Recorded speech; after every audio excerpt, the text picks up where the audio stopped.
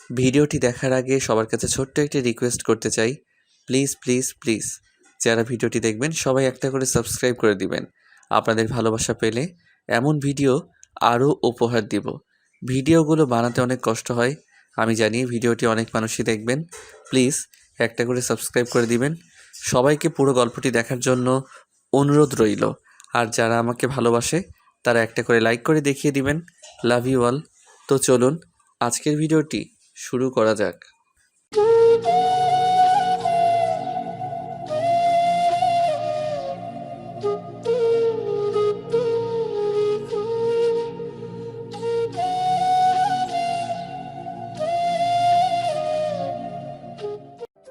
হঠাৎ কিসে ধাক্কা লেগে পড়ে গেলাম।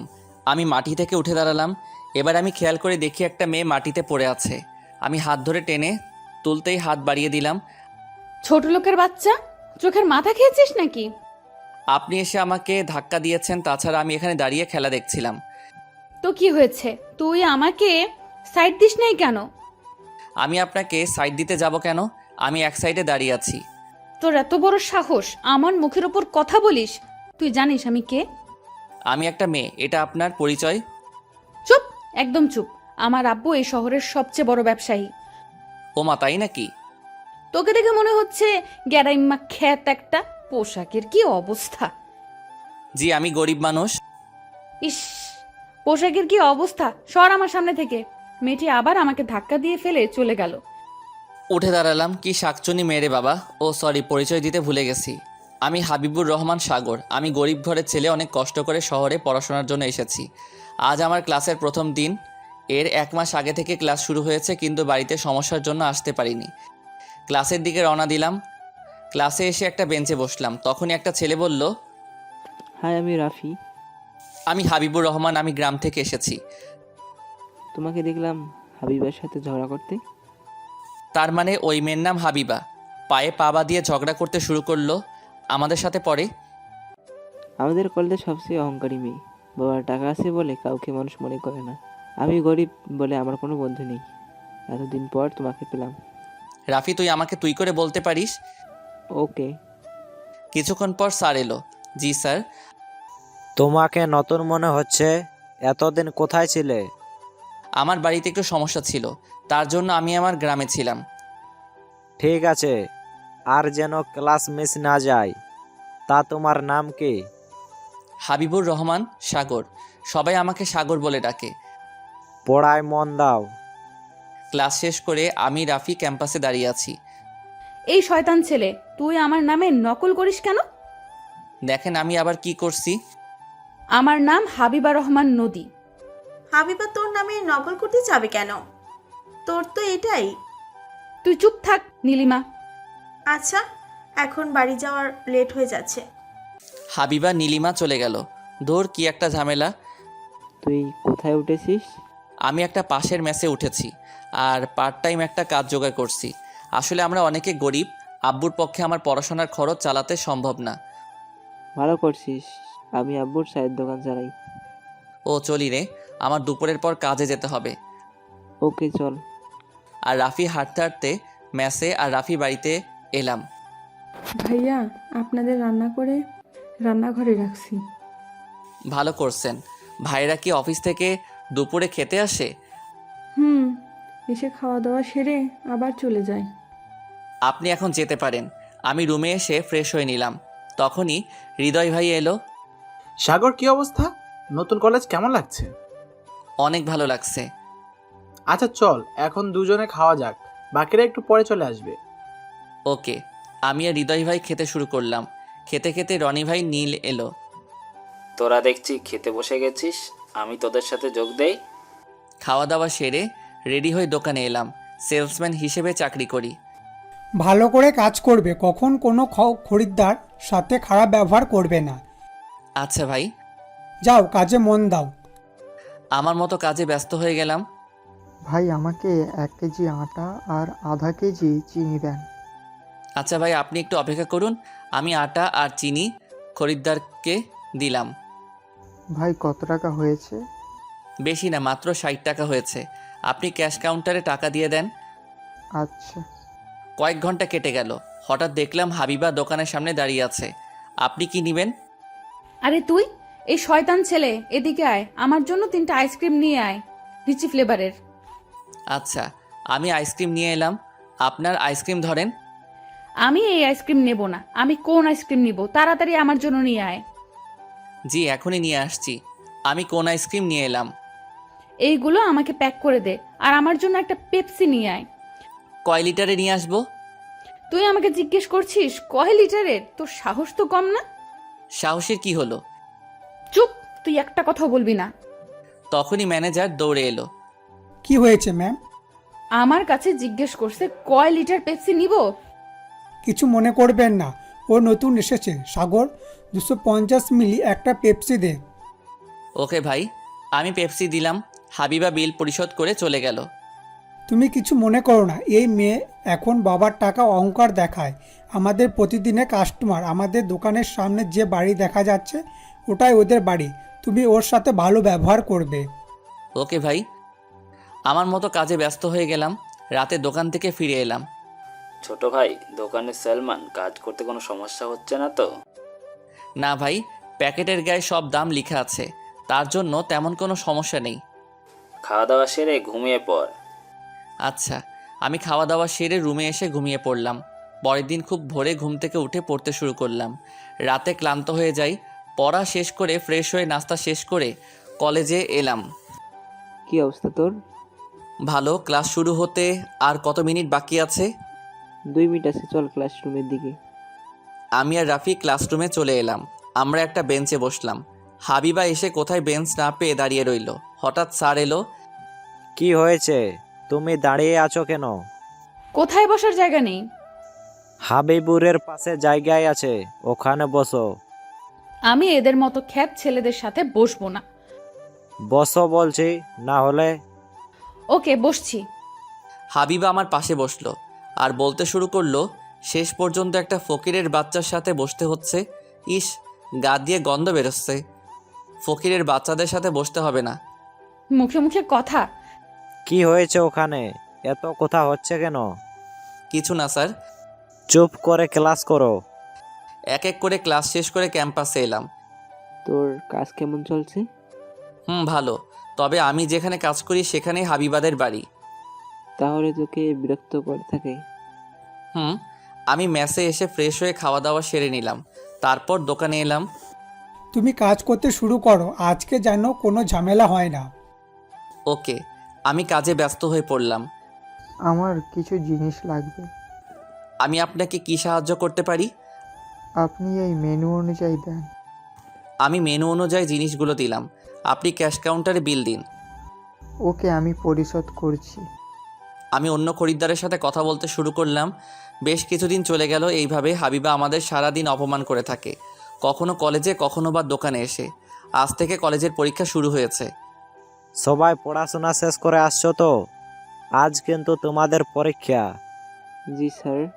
স্যার প্রশ্ন দিতে শুরু করলো। প্রশ্ন পেয়ে আমি আর রাফি লিখতে শুরু করলাম। স্যার, এই প্রশ্নের উত্তর বুঝতে পারছি না, যদি একটু বুঝিয়ে দেন। এখন পরীক্ষার কাউকে কোনো প্রশ্ন বুঝিয়ে দিতে পারবো না, নিজের ইচ্ছায় পরীক্ষা দাও। স্যার এক্সট্রা পেপার দেন। স্যার আমাকে পেপার এনে দিল। পরীক্ষা শেষ করে বাইরে এলাম। তুই তো ভালো পরীক্ষা দিয়েছিস, তোর রেজাল্ট অনেক ভালো হবে। এখন অনেক পরীক্ষা বাকি আছে। এক এক করে পরীক্ষা শেষ হয়ে গেল। রেজাল্টের দিন চলে এলো। একদিন দোকানে কাজ করছি, তখন মফিজ স্যার এলো। সাগর, তুমি এখানে কি করছো? স্যার আমি এখানে সেলসম্যানের কাজ করি। আপনার কি লাগবে বলুন? পরে বলছি, তুমি পড়াশোনা কখন করো? ম্যাসে যেতে অনেক রাত হয়ে যায়। রাতে খাওয়া দাওয়া সেরে ঘুমিয়ে পড়ি। খুব ভোরে ঘুম থেকে উঠে পড়তে শুরু করি।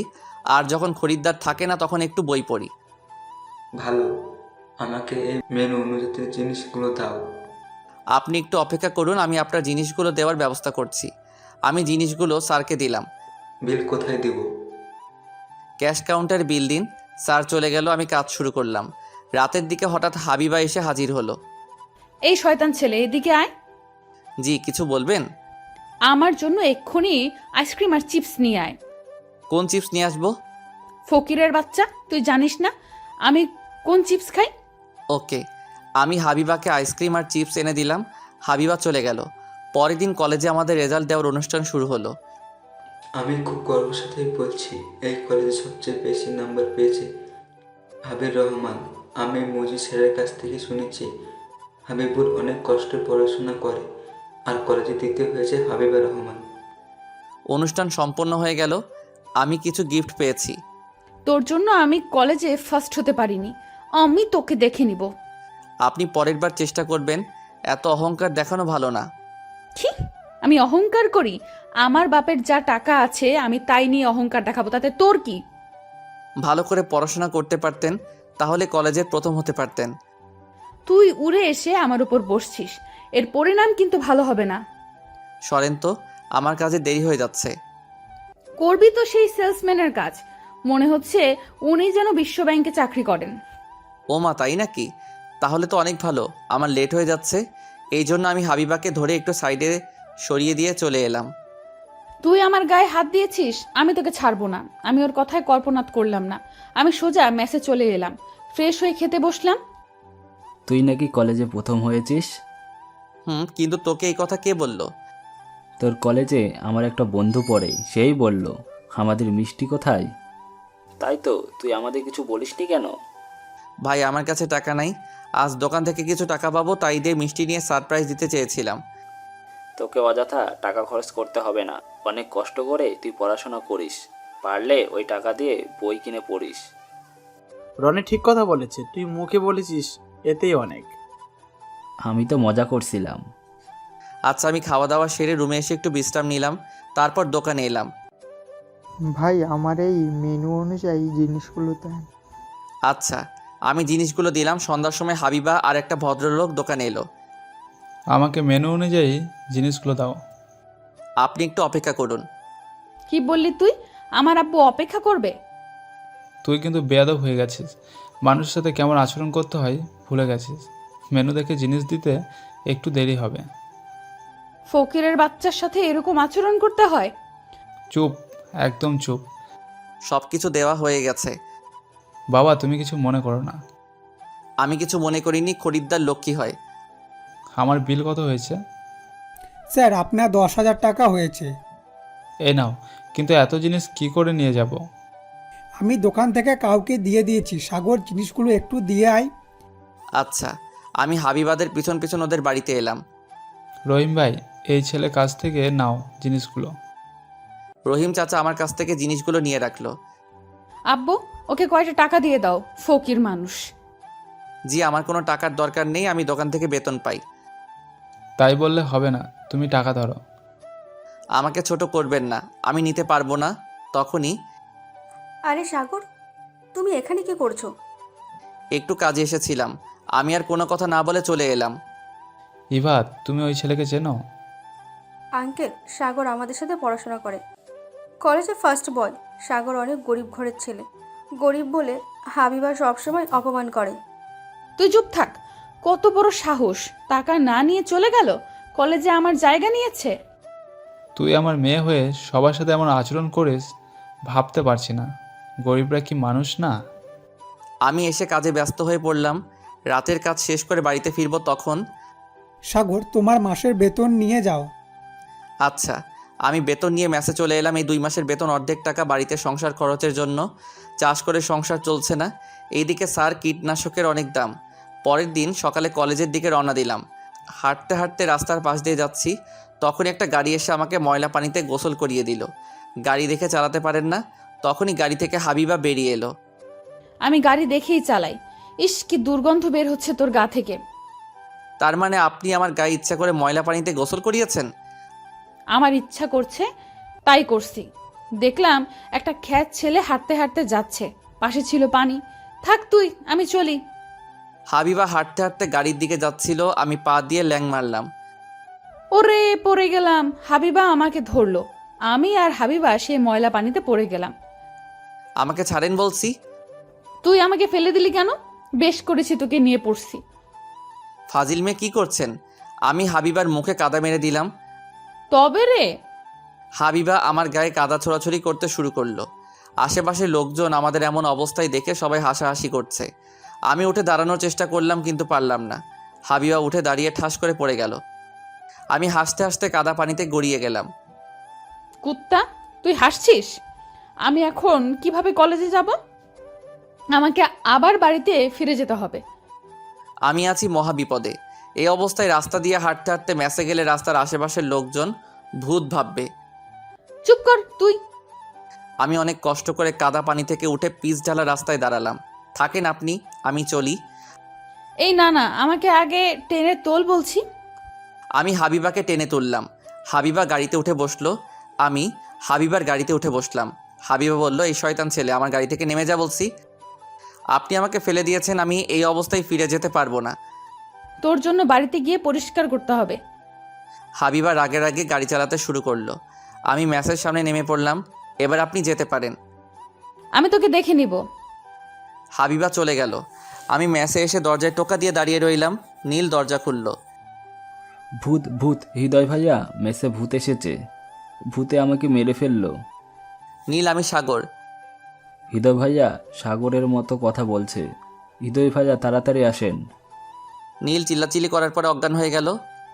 নীল, এই নীল, তুই মেঝেতে পড়ে আছিস কেন? অজ্ঞান হয়ে গেছে। হৃদয় ভাই, আমি সাগর। আমি কাদায় পড়ে গিয়েছিলাম। নীল আমাকে দেখে ভূত ভেবে অজ্ঞান হয়ে গেছে। সাগর, তাড়াতাড়ি পানি নিয়ে আয়। আমি পানি নিয়ে এসে নীলের চোখে মুখে পানির ঝাপটা দিলাম। নীলের জ্ঞান ফেরার আগে আমি চলে আসলাম। ভাই, আমি ফ্রেশ হয়ে আসছি। নীল আবার আমাকে দেখলে জ্ঞান হারাতে পারে। আমি তাড়াতাড়ি ফ্রেশ হয়ে বাইরে এলাম। ততক্ষণে নীলের জ্ঞান ফিরে এসেছে। তোকে দেখে আমি অজ্ঞান হয়ে গেছিলাম। তুই এত কাদা পানিতে ভূতের মতো লাগছিল। আরে বলিস না, তুই হাবিবাকে চিনিস না? হাবিবা আমাকে এই অবস্থা করেছে। আমি ওকে এই অবস্থায় করছি। ভালো করেছিস। এখন নীলকে নিয়ে হুজুরের কাছে গিয়ে একটু ঝাড়ফুঁক দিয়ে নিয়ে আয়। ভাই, তার কোনো দরকার নেই। আচ্ছা। আমি রুমে গিয়ে শুয়ে পড়লাম। কিছুক্ষণের মধ্যে ঘুমিয়ে পড়লাম। ঘুম থেকে উঠে খাওয়া দাওয়া সেরে রুমে এসে রেডি, দোকানে এলাম। কি রে, আজ এত তাড়াতাড়ি আসলি যে? ভাই আর বলবেন না, কলেজে যাওয়ার সময় একটা গাড়ি এসে কাদা পানি ছিটিয়ে দিল। তাতেই কলেজ যাওয়া বন্ধ হয়ে গেল। করে হেসে দিলেন। আচ্ছা, তোরা কাজ কর গিয়ে। আমি কাজ করতে ব্যস্ত হয়ে পড়লাম। পরের দিন সকালে ঘুম থেকে উঠে ফ্রেশ হয়ে নাস্তা করে কলেজে গেলাম। কি রে, গতকাল কোথায় ছিলি? মেসে ছিলাম। কেন? তুই তো কলেজ বন্ধ করিস না, মনে হয় তুই গ্রামের বাড়ি গিয়েছিস। আরে না, কলেজে আসার জন্য বের হয়েছি। কিছু দূরে আসার পর হাবিবার গাড়ি এসে আমাকে কাদা পানিতে ভিজিয়ে দিল। আমি ওকেও ছাড়ি নাই। বলিস কি রে, এজন্য হাবিবা কলেজে আসনি? আমি আর রাফি রুমের দিকে রওনা দিলাম। দরজার সামনে হাবিবা আটকে ধরলো। তোর জন্য আমি গতকাল কলেজে আসতে পারি নাই। আমার কত বড় ইম্পর্টেন্ট ক্লাস মিস হয়ে গেছে। লে হালু, আমার জন্য তাই না? নিজে যদি আমাকে কাদায় না ফেলতেন তাহলে ক্লাস করতে পারতেন। আমি তোকে দেখে নিব। দেখার কি আছে, সামনেই তো আছি। পা থেকে মাথা পর্যন্ত দেখতে থাকেন। ও, তোরাও না কোনো কিছুতেই কম না। স্যার আসছে ক্লাসে, চল। এইবারের মতো ছেড়ে দিলাম। আরে জানতো। আমি আর কোনো কথা না বলে ক্লাসরুমে ঢুকলাম। সব ক্লাস শেষ করে চা খেতে ক্যান্টিনে এলাম। মামা, আমাদের ভালো করে 2টা চা দেন। আচ্ছা। হাবিবা আমাদেরকে দেখে বলল, ইভা দেখ, আজকাল ফকিরের বাচ্চারাও ক্যান্টিনে আসতে শুরু করেছে। আচ্ছা, তুই একটা কথা বলতো, সাগরের সাথে ঝগড়া না করলে তোর ভালো লাগে না? না, কি বলতে চাস তুই? আমি সারাদিন শয়তানের সাথে ঝগড়া করি? কিছু না, চল বাড়িতে যাই। আমি পরে যাব, পারলে তুই এখন যেতে পারিস। কিছু না, চল বাড়িতে যাই। না, একসাথে যাব। মামা, আমাদের জন্য কফি দেন। আচ্ছা। হাবিবারা কফি খেতে শুরু করলো। আমাদের খাওয়া শেষ, বিল বের হয়ে আসবো তখনই হাবিবা পা দিয়ে ল্যাং মারলো। আর অমনি ঠাস করে পড়ে গেলাম। পড়ে যাওয়ার ফলে নাক দিয়ে রক্ত বের হতে শুরু করলো। এটা কি হলো? সাগর, আমার হাত ধর। আমি ডাবির হাত ধরে উঠে দাঁড়ালাম। আমি নাক ধরে আছি, আমি ঠিক আছি। এটা তুই কি করলি? সাগরের নাক দিয়ে রক্ত বেরোচ্ছে। আমি বুঝতে পারিনি। তাড়াতাড়ি ডাক্তারের কাছে চল, আমি তোকে ডাক্তারের কাছে নিয়ে যাচ্ছি। রাফি, ওকে তাড়াতাড়ি আমার গাড়িতে নিয়ে আয়। তার কোনো দরকার নেই, রক্ত বের হওয়া কম হচ্ছে না। ইভা আমাকে আর রাফিকে জোর করে গাড়িতে তুলে হাসপাতালে নিয়ে এলো। কিভাবে এই হলো? স্যার, আমি পা পিছলে পড়ে গিয়েছিলাম। নাকের এক্সরে করতে হবে। নাকের হাড় ভেঙে গেছে। কি দেখাতে হবে? স্যার, কত টাকা দিতে হবে? এটি প্রাইভেট হসপিটাল, একটু তো খরচ বেশি। ওষুধ দিয়ে 2000 টাকা পড়বে। আমি এখন এত টাকা পাবো কোথায়? ইভা ক্যাশ কাউন্টারে বিল পরিশোধ করলো। এক্স রে করে ডাক্তার বলল, তোমার নাকের হাড় ভেঙে গেছে, 1 মাস ধরে মাথা নিচু করে বসা যাবে না, নাকে ব্যান্ডেজ করে দিচ্ছি। আচ্ছা, রাফি আর ইভা আমাকে মেসেজ দিয়ে গেল। তোর এই অবস্থা কি করে হলো? পা পিছলে পড়ে গিয়েছিলাম, তার ফলে নাকের হাড় ভেঙে গেছে। দেখে শুনে চলবি তো? এখন বুঝতে পারছিস না? রাতে যখন ব্যথা আর মুখে ফুলে যাবে তখনই বুঝবি। এখন কি করব ভাবছি। রুমে এসে ফ্রেশ হয়ে খাওয়া দাওয়া সেরে রুমে এসে রেডি হয়ে দোকানে এলাম। তোর এই অবস্থা কেন? আর তুই কাজে না আসতেই পারতিস। পা পিছলে পড়ে গিয়েছিলাম, কাজ না করলে খাবো কি করে? নিচু হয়ে কাজ করার দরকার নেই, উঁচু হয়ে কাজ করবি। আচ্ছা। রাতের বেলা কাজ শেষ করে আস্তে আস্তে প্রচুর পরিমাণে জ্বর চলে আসলো। আমি রুমে এসে শুয়ে পড়লাম। সাগর, তুই এত কাঁপছিস কেন? কই দেখি তোর গায়ে হাত দিয়ে। নীল আমার গায়ে হাত দিয়ে দেখে প্রচুর পরিমাণে জ্বর চলে এসেছে। সাগর, তোর তো গায়ে অনেক জ্বর। সামান্য জ্বর এসেছে, একটু পর ঠিক হয়ে যাবে। তুই খাওয়া দাওয়া সেরে ওষুধ খেয়ে নে, তাড়াতাড়ি সুস্থ হয়ে যাবি। আচ্ছা, আমি খাওয়া দাওয়া সেরে ওষুধ খেয়ে ঘুমিয়ে পড়লাম। মাঝরাতে প্রচুর পরিমাণে জ্বর চলে আসলো। আমি অনেক কষ্ট করে বিছানা থেকে উঠে বাথরুমে গিয়ে মাথায় পানি ঢালতে শুরু করলাম। হঠাৎ বাথরুমে জ্ঞান হারিয়ে পড়ে গেলাম। সকালে ঘুম থেকে উঠে দেখি বড় ভাইরা পাশে বসে আছে। তুই একা একা উঠে বাথরুমে গিয়ে মাথায় পানি দিলি কেন? তুই একটু আমাকে ডাকবি তো? আমি ভোরে ঘুম থেকে উঠে বাথরুমে গিয়ে দেখি তুই বেহুশ হয়ে পড়ে আছিস। তুই ঘুমিয়েছিলি বলে আমি তোকে ডাকি নাই। নাস্তা শেষ করে ওষুধ খেয়ে নিস। ঠিক আছে। আমি ফ্রেশ হয়ে নাস্তা শেষ করে নিলাম, তারপর ওষুধ খেয়ে নিলাম। একটু সুস্থ অনুভব করলাম, তাই রেডি হয়ে কলেজে এলাম। এখন তোর অবস্থা কেমন? একটু ভালো আছি। কি দরকার ছিল কলেজে আসার? আজ কলেজে না আসলে পারতিস। রুমে একা থাকলে বোরিং লাগে, চল ক্লাসরুমে যাই। চল। আমি আর রাফি ক্লাসরুমে এলাম। ইভা আমাকে দেখে এগিয়ে এলো। সাগর, তোর এখন কেমন লাগছে? কেমন আছিস? একটু ভালো, ধন্যবাদ তোকে। সমস্যা নেই। আমি আর রাফি একটা বেঞ্চে বসলাম। কিছুক্ষণ পর ক্লাসরুমে স্যার এলো। সাগর, তোমার নাকে ব্যান্ডেজ কেন? পা পিছলে পড়ে গিয়েছিলাম, এর ফলে নাকের হাড় ভেঙে গেছে।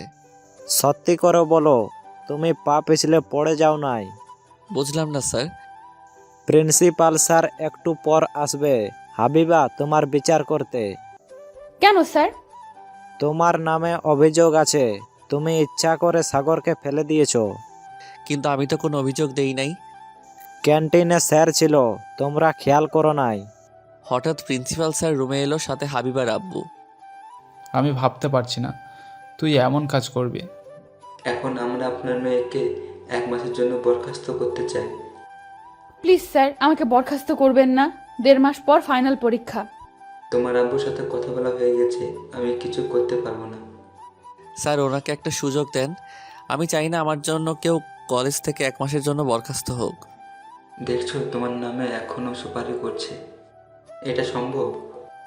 প্লিজ স্যার, আপনি একটু চেষ্টা করুন। তুই যাকে আঘাত করছিস সেই তোকে বাঁচানোর চেষ্টা করেছে। আচ্ছা ঠিক আছে হাবিবা, তোমার নামে আর কোনো অভিযোগ যেন না আসে। ওকে। ক্লাস শেষ করে ক্যাম্পাসে এসে আমি আর রাফি একটা বেঞ্চে বসে আড্ডা দিচ্ছি। সাগর, তোর সাথে হাবিবা কথা বলতে চায়। কেন, কি কথা বলতে চাই? সরি, আমি ইচ্ছে করে ফেলে দেই নাই। আচ্ছা, আমি কিছু মনে করি নাই। আমি তো গরিব মানুষ, গরিবদের কখনো আঘাত লাগে না। আমি আবারও সরি বলছি। আমরা কি বন্ধু হতে পারি? আপনি গরিবদের সাথে মজা করছেন? সাগর, আমরা সবাই মিলে বন্ধু হতে চাই। সাগর, রাজি হয়ে যা, এমনিতেই আমরা তো সবাই ক্লাসমেট। আচ্ছা, আমরা আজ থেকে ফ্রেন্ড। তুই আমাকে আপনি করে বলবি না। তোর ফোন নাম্বার দে আমার কাছে। আমার কোনো ফোন নেই, একটা ফোন ছিল বাড়িতে রেখে এসেছি, সামনের মাসে ফোন কিনবো। ওকে। চলি রে, আমার দেরি হয়ে যাচ্ছে, মেসে ফিরে কাজে যেতে হবে। আমি তোকে বাড়িতে নামিয়ে দেব, আমার সাথে চল। তার কোনো প্রয়োজন নেই।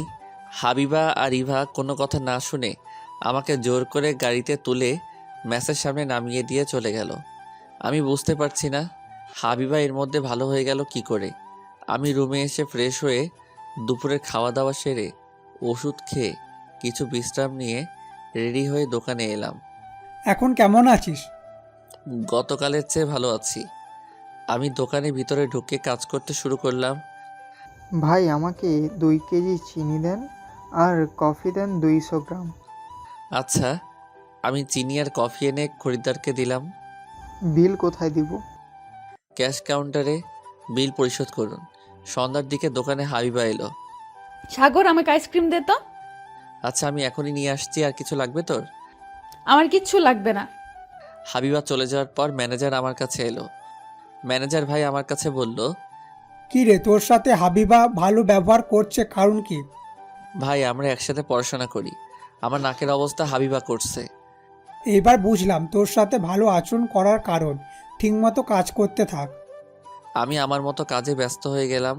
রাতে মেসে ফিরে এলাম। সাগর, আন্টি ফোন করেছিল, তোর সাথে কিছু কথা বলবে। ও, এই নে ফোন, কথা বল। আমি নীলের কাছ থেকে ফোন নিয়ে বাড়িতে ফোন দিলাম। কেমন আছিস? অনেক ভালো আছি। কি জন্য ফোন করেছিলে?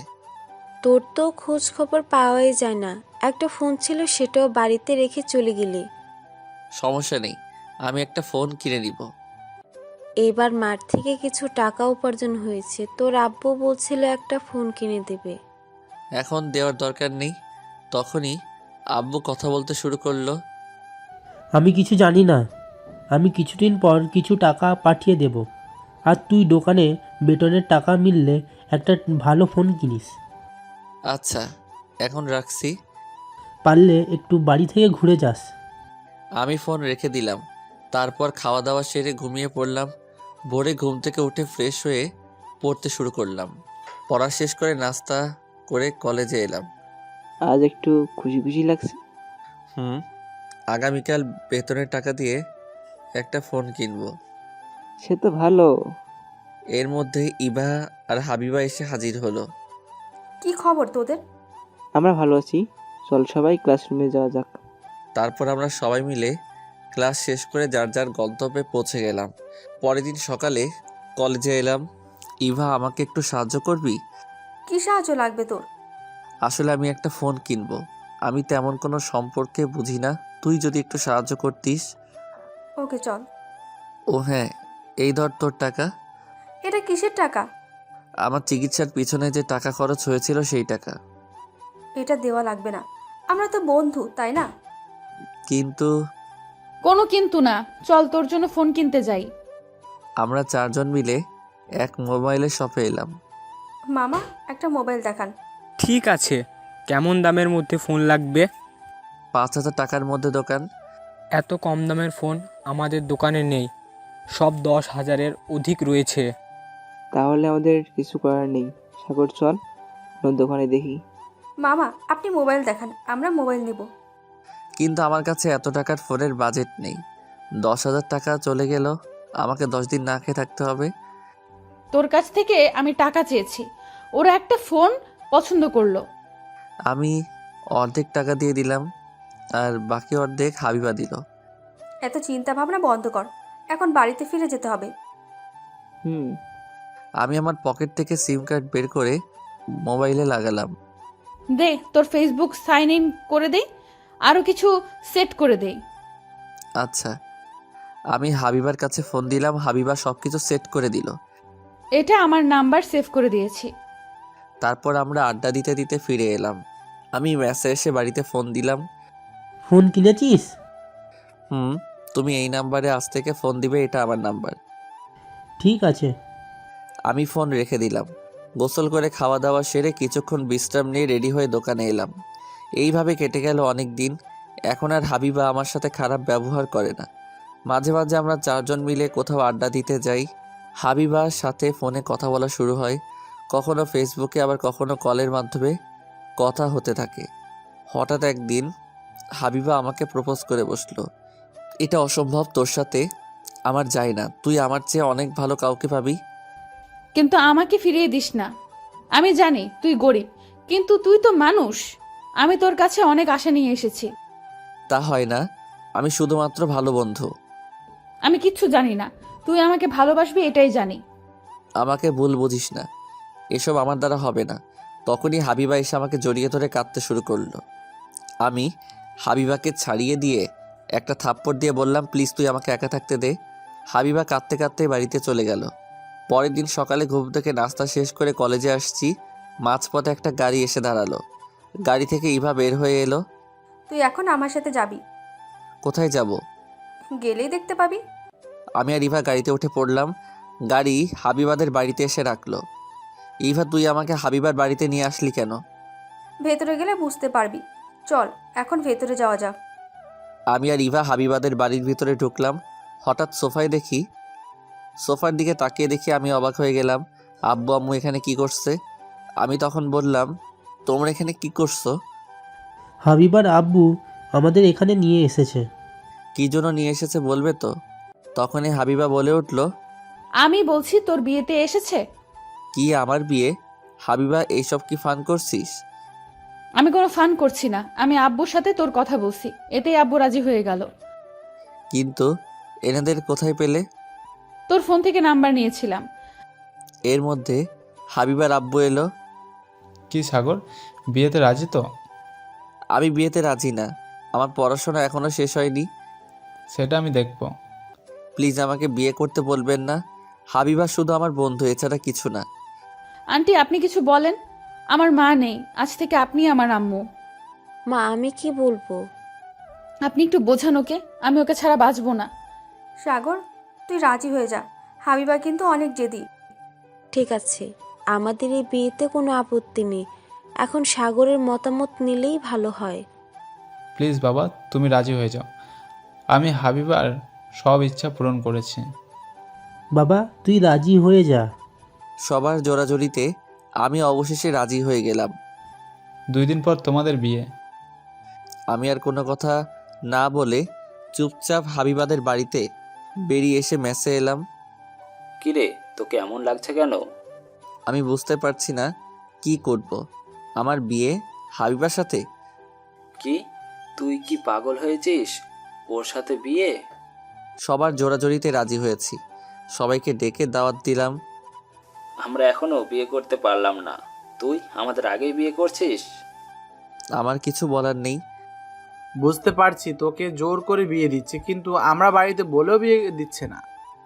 আমি একটু হাসলাম। আমি দুপুরে খাওয়া দাওয়া সেরে দোকানে এলাম। কি খবর ভাই, ডুবে ডুবে জল খাচ্ছিস? ভাবলে আমি জানতে পারবো না? ভাই, আমি কিন্তু বুঝলাম না। হাবিবা তোর সাথে তোর সম্পর্ক ছিল, তার জন্য তোদের বিয়ে হচ্ছে। আমার কোনো বিয়ে করার ইচ্ছা নেই, কিন্তু জোর করে বিয়ে দেওয়া হচ্ছে। আব্বু আম্মুকে নিয়ে এসেছে হাবিবা। আচ্ছা কাজ কর তাহলে। আমি দোকানের ভিতরে ঢুকে কাজ করতে শুরু করলাম।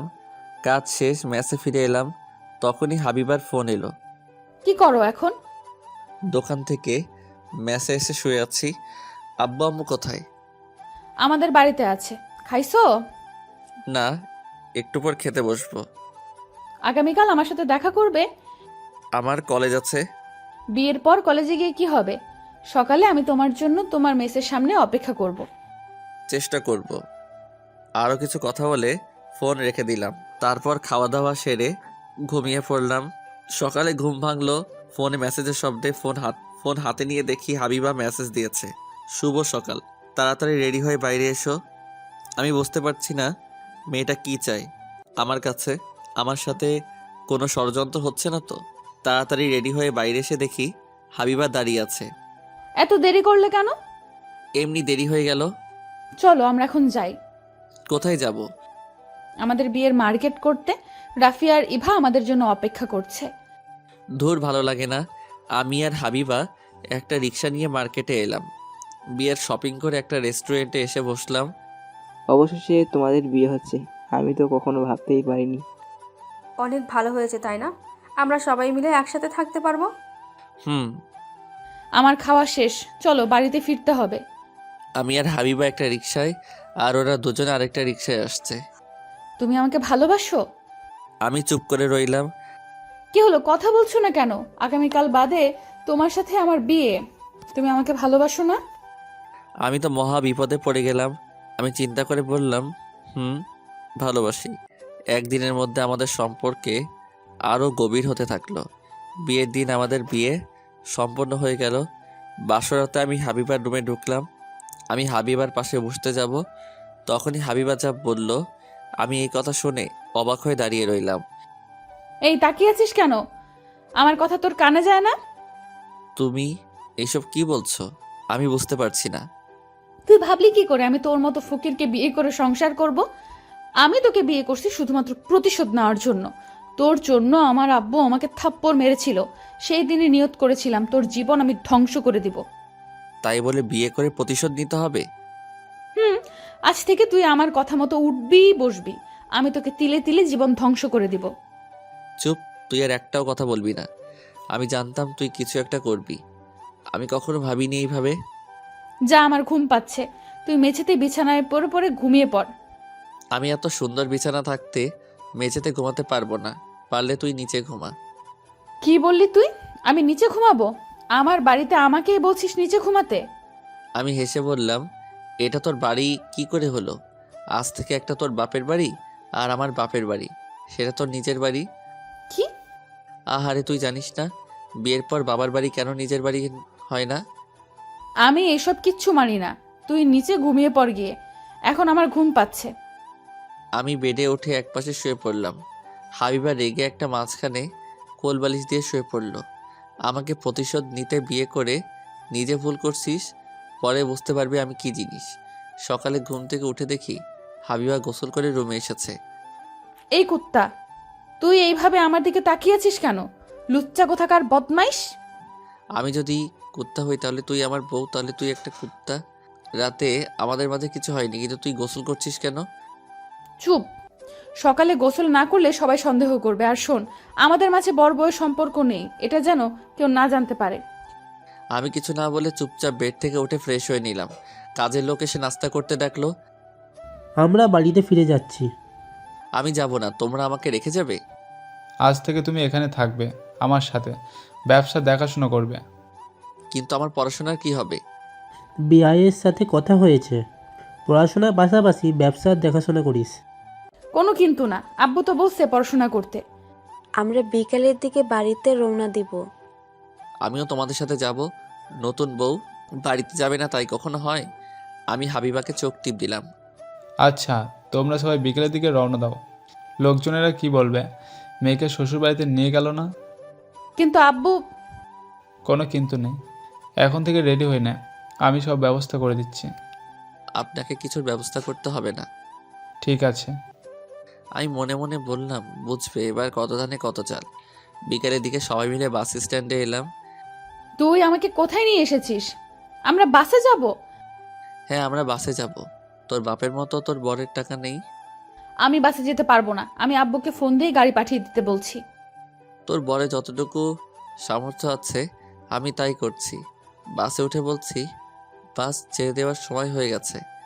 আমি যাব না। আমি হাবিবাকে কোলে তুলে বাসে নিয়ে বসলাম। চুপ করে থাকবি, কোনো আওয়াজ করলে লাথি দিয়ে ফেলে দিব। আমি জানালায় বসবো। আমি হাবিবাকে জানালার সিট ছেড়ে দিলাম। হাবিবা চুপচাপ বসে রইল। বাস ছেড়ে দিল। হাবিবা কিছুক্ষণের মধ্যে ঘুমিয়ে পড়ল আমার কাঁধে। পরের দিন ভোরে বাস এসে পৌঁছালো। হাবিবা, ওঠো, আমরা চলে এসেছি। আমরা সবাই বাস থেকে নেমে পড়লাম। বাহ, অনেক সুন্দর গ্রাম। আম্মু, আমাদের এখান থেকে বাড়ি যেতে কতক্ষণ লাগবে? 5 মিনিট হাঁটলে আমাদের বাড়ি চলে আসবে। আচ্ছা। সবাই মিলে হাঁটতে হাঁটতে বাড়িতে এলাম। এটা আমাদের বৌমা, আমার খুব পছন্দ হয়েছে। হাই ভাবি, আমি আপনার একমাত্র ননদ। আমি হলাম নিধি। সবাই মিলে হাবিবাকে রুমে নিয়ে গেল। আমার বউ এসেছে শুনে পাড়ার লোকজন বউ দেখতে এলো। হাবিবা, তোকে সবাই দেখতে এসেছে, একটু বাইরে চল। কি আছে আমাকে দেখার? তোদের গ্রামে সবার কি কোনো কাজ নেই? গ্রামের নতুন বিয়ে হলে সবাই নতুন বউ দেখতে আসে। ওকে, যাচ্ছি।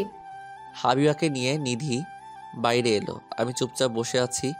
হাবিবা সবার সাথে হেসে হেসে কথা বলছে, মনে হচ্ছে সবাইকে আপন করে নিয়েছে। বিকেলের দিকে নিধি আমার কাছে এলো। ভাইয়া, ভাবি বলছিল আমাদের গ্রাম একটু ঘুরে দেখতে চাই। তো আমি কি করব? আমি ভাবিকে নিয়ে যাব। আমি আর আমার বান্ধবীরা সাথে থাকবে। নিয়ে যা, কিন্তু তোর ভাবির সাথে কোনো ফাইজলামি করবি না, ওকে খেয়াল রাখবি। ওরা সবাই ঘুরতে চলে গেল। আমি আমার কিছু বন্ধুদের সাথে দেখা করতে এলাম। কিরে, তোর অবস্থা কি? ভালো। তুই আমাদের সবার আগে বিয়ে করতে পারলি। ইচ্ছা করলো বিয়ে করে ফেললাম, তোরাও বিয়ে সেরে ফেলতে পারিস। ভাবি এখন কোথায়? গ্রাম ঘুরতে গেছে, চল আমরা সবাই মিলে একসাথে ঘুরে আসি। আচ্ছা চল। আমরা সবাই মিলে আড্ডা দিতে দিতে গ্রামে ঘুরতে বের হলাম। কিছু দূরে যাওয়ার পর হাবিবার সাথে দেখা। নিধি, তোমার ভাইকে বলো আমি নৌকায় চড়বো। আমি শুনছি তুমি একা যাবে কেন? আমরা সবাই মিলে নৌকা চড়বো। আমরা সবাই মিলে নৌকা চাললাম। তারপর সন্ধ্যার সময় বাড়িতে আসার সময় মাঝপথে খেজুরের গাছ পড়লো। নিধি, তোরা ভাবিকে নিয়ে বাড়ি যা, আমরা একটু পরে আসছি। তোমরা কি করবে? খেজুরের রস নিয়ে বাড়িতে যাব। তাড়াতাড়ি করে বাড়িতে যা, রাত হয়ে এসেছে, তাছাড়া প্রচুর ঠান্ডা পড়ছে। হাবিবাকে নিয়ে ওরা বাড়িতে চলে গেল। কিরে, খেজুরের রস চুরি করার চিন্তা করছিস নাকি? হারামজাদা, তোর বাপের কি গাছ আছে যে ওখান থেকে পেরে আনবো? চুরি করে বউকে খাওয়াবো, এটা ভাবতেই কেমন লাগছে। আবির, আজ কাকাকে দেখলাম খেজুর গাছ কাটতে যেতে। আরে আমার মনে ছিল না, চল আমাদের গাছ থেকে রস পেরে নিয়ে যাই। আবিরদের গাছের নিচে এলাম। গাছে উঠবে কে? আমি উঠেছি, যতই হোক ভাবি তো আমার। আমি মনে মনে বললাম, তোদের ভাবি যে কি জিনিস বুঝতে পারছিস না, আমি জানি সেটা। কিরে ওঠ। আবির গাছে উঠে খেজুরের রস পরে নিচে আনলো। আমরা তিনজন মিলে রস খেয়ে ভাড় আবার ঠিক মতো করে বসিয়ে দিয়ে এলো। একবার রস নিয়ে বাড়িতে এলাম। কিরে, তোর রস কোথা থেকে পেলি? সত্যি করে বল। চাচি, বিশ্বাস করেন, এটা আমাদের গাছের রস। ঠিক আছে, বিশ্বাস করলাম। তোর আব্বু বাড়িতে এসে বলছিল বোমার জন্য খেজুর রস পেরে আনতে। ভালোই তো হলো। আমি গ্লাসে করে রস নিয়ে রুমে এলাম। হাবিবা একা একা বসে আছে। এই নে খেজুরের রস। আমি এসব খাই না, আমার ভালো লাগছে না, আমি বাড়িতে যাব। বাড়িতে যাবি মানে? এটা তোর বাড়ি এখন থেকে। রস খেয়ে নে, টাটকা রস, গাছ থেকে পড়ে নিয়ে আসছি। আমি জোর করে খাইয়ে দিলাম। তুই এটা কি করলি? হাবিবা মনে মনে বলতে শুরু করলো, বাহ দারুণ খেতে, আরও খেতে ইচ্ছে করছে, কিন্তু হারামিটা অন্য কিছু মনে করবে। আরেক গ্লাস দেই। আমি খাবো না বললাম না। আমি গ্লাস রস ঢেলে রেখে বাইরে এলাম। আমরা বাড়িতে গেলাম, সকালে দেখা হবে। আচ্ছা। রাতের খাওয়া দাওয়া সেরে রুমে এসে দেখি গ্লাস ফাঁকা। তুই এমন করে তাকিয়ে আছিস কেন? মেয়ে মানুষ কখনো দেখিসনি? এমনি তাকিয়ে আছি।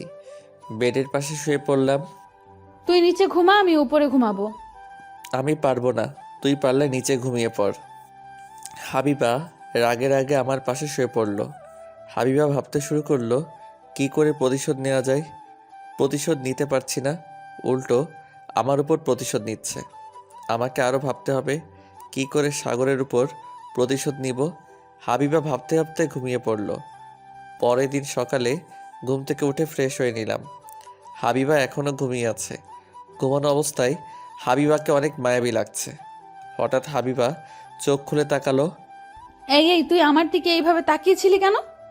এমনি দেখছিলাম আমার বউটা কেমন করে ঘুমাচ্ছে। খেয়ে তোর বউ, তুই ভাবলি কি করে আমি তোকে স্বামী হিসেবে মেনে নিব? নবাবজারি ঘুম থেকে উঠে বাড়ি ঝাড়ু দিয়ে গিয়ে। কি? আমি বাড়ি ঝাড়ু দিব? আমাকে দেখে তোর কাজের লোক মনে হয়? তোকে দেখে মনে হয় রাজকন্যা। এই নে ঝাড়ু, এবার সারা বাড়ি ঝাড়ু দে। তখনই আম্মু রুমে এলো। সাগর, বৌমার হাতে ঝাড়ু কেন? দেখো না আম্মু, আপনার ছেলে আমাকে ঘুম থেকে উঠিয়ে জোর করে ঝাড়ু ধরিয়ে দিয়েছে আর বলেছে সারা বাড়িতে ঝাড়ু দিতে। কি, তোর এত বড় সাহস? বোমা, ঝাড়ুটা দাও তো। আমি রুম থেকে দৌড়ে বের হয়ে এলাম। আম্মু, আপনার ছেলে আমাকে একদমই দেখতে পারে না, আমাকে শুধু বকা দেয়। আচ্ছা, হচ্ছে তোর ব্যবস্থা। তুই বেড থেকে নেমে আয়, হাত মুখ ধুয়ে নে, তোর নাস্তা দিচ্ছি। আচ্ছা। হাবিবা হাত মুখ ধুয়ে নাস্তা করতে বসলো। ভাবি, ঢাকা দেখতে কেমন? অনেক বড় বড় দালান কোটা। তুমি আমার সাথে যাবে? এই তো সুযোগ, এই সুযোগ হাতছাড়া করা যাবে না। আমি তোমাকে ওখানে ভালো স্কুলে ভর্তি করিয়ে দিব। ভাইয়া রাজি হবে না। তোমার ভাইকে রাজি করানোর দায়িত্ব আমার উপর। আম্মু, আমি নিধিকে নিয়ে যেতে চাই। তাই বলে কি হয় মা? আমি এসব কিচ্ছু জানি না। আমি নিধিকে নিয়ে যাব, তার কিছুদিন পর তোমাদের এখান থেকে নিয়ে যাব। তাহলে অনেক ভালো হবে। এই দিনের পর আমি আর হাবিবা ঢাকায় ফিরে এলাম। নিধিকে নিয়ে এসেছে হাবিবা। আমি কোনো কথা বলতে পারিনি আব্বু আম্মুর সামনে। আমি দোকানে এলাম। আমি ভাবলাম তুই আমার কাজে আসবি না।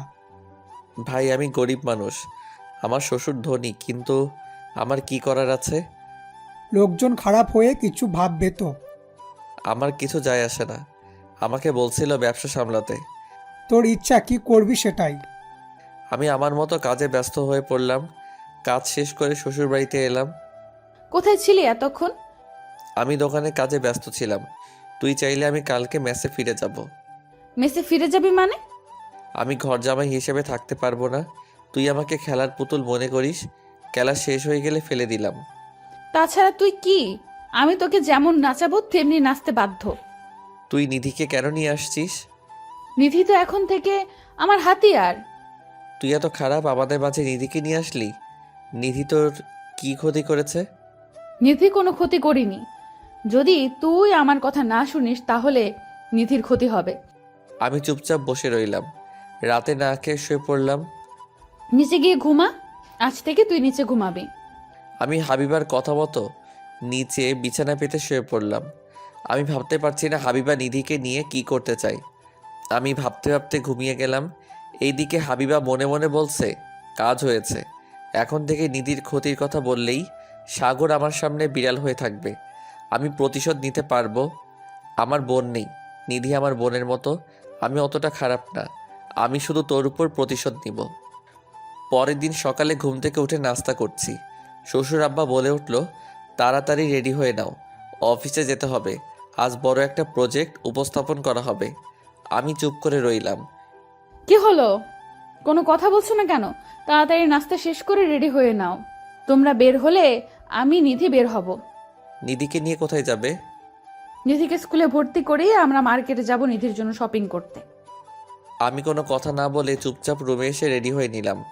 আমি জানি হাবিবা এখন কেন এই কথা তুলল। তারপর নিচে এসে আমি আর শ্বশুর আব্বা অফিসে চলে এলাম। ভাবি, আমি কি এখন রেডি হয়ে নিব? কিছুক্ষণ পর হাবিবা আর নিধি বাড়িতে থেকে বের হয়ে একটা বড় স্কুলে এলো। তোমাদের কি চাই? স্যার, আমি আমার ননদকে স্কুলে ভর্তি করাতে চাই। কোন শ্রেণীতে ভর্তি করাবে? 10ম শ্রেণীতে ভর্তি করাতে চাই। 10ম শ্রেণীর ভর্তির সময় পার হয়ে গেছে। তাছাড়া আমাদের স্কুলের সিট খালি নাই।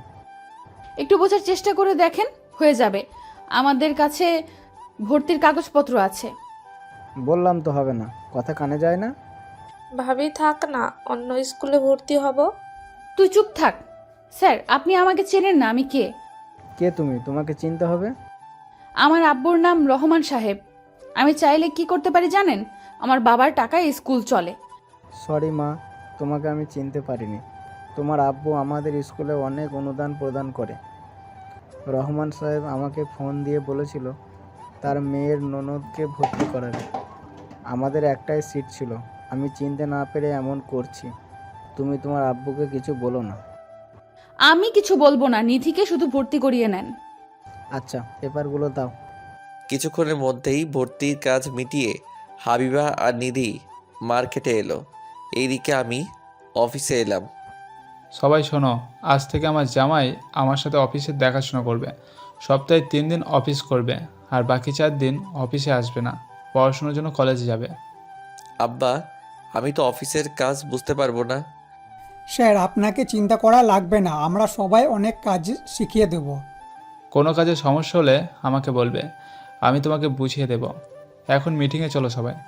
আমরা সবাই মিলে মিটিং রুমে এলাম। আমাদের এমনভাবে কাজ করতে হবে যেন দ্বিতীয়বার কোনো কাজে হাত দেওয়া না লাগে।